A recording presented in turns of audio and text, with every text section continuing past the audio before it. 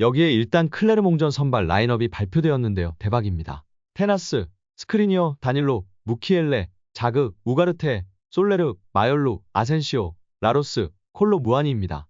교체 명단으로 돈나룸마, 하키미, 마르키뇨스, 루이스, 비티냐, 이강인, 은바페, 덴벨레가 대기합니다. 많은 언론들이 이강인 선수가 선발로 로테이션 멤버로 깎아내렸는데요. 뚜껑을 열어보니 루이스, 비티냐, 이강인 선수가 바르셀로나전 중원 멤버로 선발로 뛸 것 같은데요. 물론 확정적이진 않으나 덴벨레, 은바페, 비티냐, 하키미, 마르키뇨스 등 완전한 주전 멤버들과 함께 휴식을 부여받은 것 같아 너무 좋은 것 같습니다. 대기 명단 중 4명은 후반전에 출전하여 다시금 경기 감각을 끌어올릴 수도 있을 것 같습니다. 결국 PSG는 리그앙 28라운드에서 최하위 클레르몽을 맞아 고전 끝에 1대1로 비겼습니다. 승점 63점의 PSG는 여전히 2위 브레스트를 멀찌감치 제치고 선두입니다. PSG는 챔피언스리그를 의식해 주전 선수들을 대거 명단에서 제외하며 로테이션을 가동했습니다. 킬리안 은바페를 비롯해 이강인도 선발에서 빠졌고 후반전 교체로 투입됐습니다. 어차피 리그앙 우승이 확정적인 PSG는 다관왕을 위해 선수들을 고르게 썼습니다. 후반 22분 콜로 무아니, 메유루, 슈크리니아르가 동시에 빠지고 은바페, 이강인, 마르키뇨스가 투입됐습니다. 교체 투입된 이강인은 계속해서 중앙과 측면을 오가며 날카로운 패스를 공급했습니다. 하지만 PSG의 마무리가 아쉬웠습니다. 이강인은 후반 27분 프리킥을 때렸습니다. 왼발로 감아올린 크로스는 그대로 골키퍼에게 안겼습니다. 결국 은바페가 만들어냈습니다. 후반 은바페가 찔러준 공을 하무스가 동점골로 연결했습니다. PSG가 1대1 동점골로 패배해서 벗어났다. PSG는 추가 시간까지 결승골을 뽑기 위해 최선을 다했습니다. 이강인과 은바페는 위협적이었지만 남은 시간이 너무 적었습니다. 결국 PSG는 홈에서 패배를 면한 것에 만족했습니다. 이강인은 비록 적은 시간을 뛰었지만 투입과 동시에 양질의 패스와 크로스로 PSG의 공격을 한 단계 끌어올렸습니다. 엘리케 감독이 왜 이강인에게 세트피스 키커를 전담시키는지 알 수 있는 대목이었습니다. 후스코어드닷컴은 이강인에게 평점 6.4로 무난한 평가를 했습니다. 천금 동점골의 주인공 하무스가 8.2로 최고 평점을 받았습니다. 골을 만들어준 은바페는 6.8로 역시 좋은 평가를 들었습니다. 이로써 바르셀로나전 선발 출격이 유력해진 이강인 선수인데요. 멋진 맹활약 기대하고 응원하겠습니다. 스페인 매체에서 챔스 8강전에서 붙게 될 파리 생제르맹과 바르셀로나를 비교하며 바르셀로나 선수단이 더욱한 수위라고 평가했는데요. 그 와중에 파리 생제르맹 선수 중에는 은바페와 이강인을 언급하며 이강인 선수의 위상을 다시금 확인할 수 있어 화제입니다. 특히 마요르카에서 환상적인 시즌을 보냈던 터라 스페인 언론에서는 이강인 선수에 대한 관심과 애정이 높은데요. 스타 선수들이 모여있는 파리에서 은바페와 더불어 이강인을 언급하며 팬들의 관심을 받고 있습니다.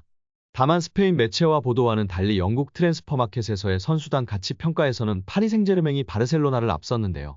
그 소식은 잠시 후에 알아보도록 하겠습니다. 킬리안 은바페와 이강인을 언급했지만 FC 바르셀로나가 한 수 위라고 평가했습니다. 프랑스 매체 PSG 토크는 스페인 축구 전문가는 바르셀로나의 스쿼드가 파리 생제르맹보다 뛰어나다고 주장했다라고 전했습니다. 유럽축구연맹은 챔피언스리그 8강 대진 추첨을 진행했고 이강인의 파리와 스페인의 명가 바르셀로나가 맞붙게 되었습니다. 바르셀로나의 올 시즌은 불안하지만 챔피언스리그 5회 우승에 빛나는 전통 강호인 점은 달라지지 않는 사실입니다. 뛰어난 스트라이커를 보유한 두 팀인데요. PSG는 킬리안 은바페 6골을 앞세워 8강에 올랐고 바르셀로나는 비록 이번 시즌 주춤했지만 필요한 순간 마무리해줄 수 있는 로베르토 레반도프스키를 보유했습니다. 보도에 따르면 PSG와 바르셀로나에서 모두 활약했던 루도비크 지울리는 르파리지앵과 인터뷰에서 바르셀로나 선수단의 부상 문제로 PSG가 더 유리한 위치에서 경쟁할 수 있다고 주장했습니다. 이에 스페인 엘 치링기토의 호세 알바레스 호야 기자는 바르셀로나의 선수단이 더 좋다고 반박했습니다. 알바레스 기자는 PSG는 실제로 멋진 선수단을 보유했다. 킬리안 은바페, 마르코 아센시오, 이강인이 있다. 비티냐 역시 좋은 선수다라면서도 그러나 바르셀로나의 라인업이 PSG보다 훨씬 낫다라고 강조했습니다. 두 팀의 첫 대결은 오는 4월 11일 열리는데요. PSG는 홈파르크 대 프랭스로 먼저 바르셀로나를 불러들인 뒤 17일 스페인 바르셀로나로 떠나는 여정입니다.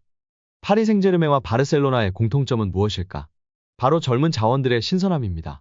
PSG는 11일 새벽 4시 프랑스 파리에 위치한 파르크 대 프랭스에서 열리는 챔스 8강 1차전에서 바르셀로나를 상대할 예정입니다. 스페인 매체가 PSG와 바르셀로나의 선수 명단을 집중적으로 분석하며 화제입니다.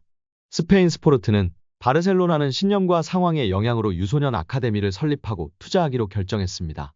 그리고 그 결정은 옳은 선택이었음이 증명되고 있습니다.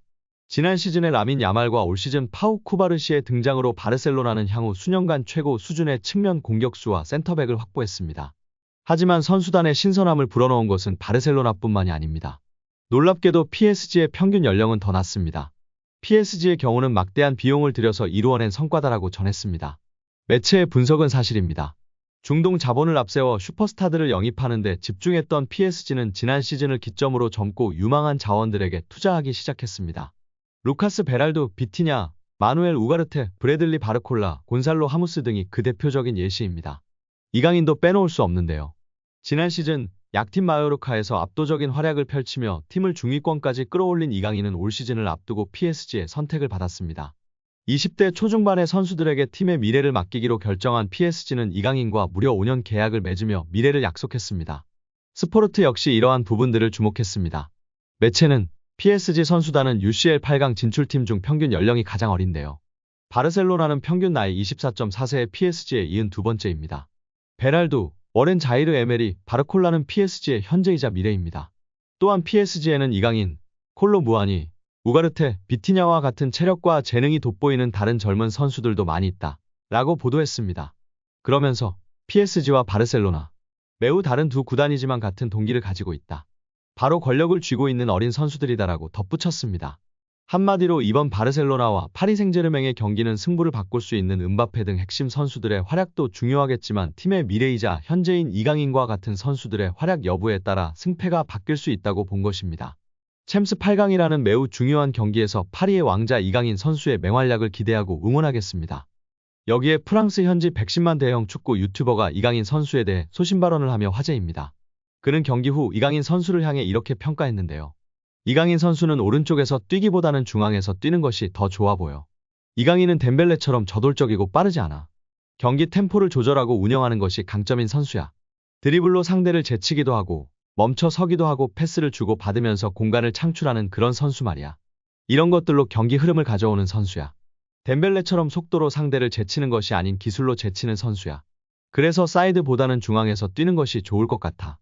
그의 키패스나 탈압박을 봐도 중앙이 더 좋은 위치라고 확신해. 오늘은 오른쪽에서 뛰었고 나쁘지 않았어. 물론 업다운이 있었지만 이강인이 안 보일 때에는 하키미가 높은 위치까지 올라가서 그 뒷공간을 이강인이 커버해야만 했어. 하키미와도 호흡이 좋았고 상대 선수를 힘들게 할 수 있는 능력을 갖춘 선수라는 것을 분명히 알 수 있었어.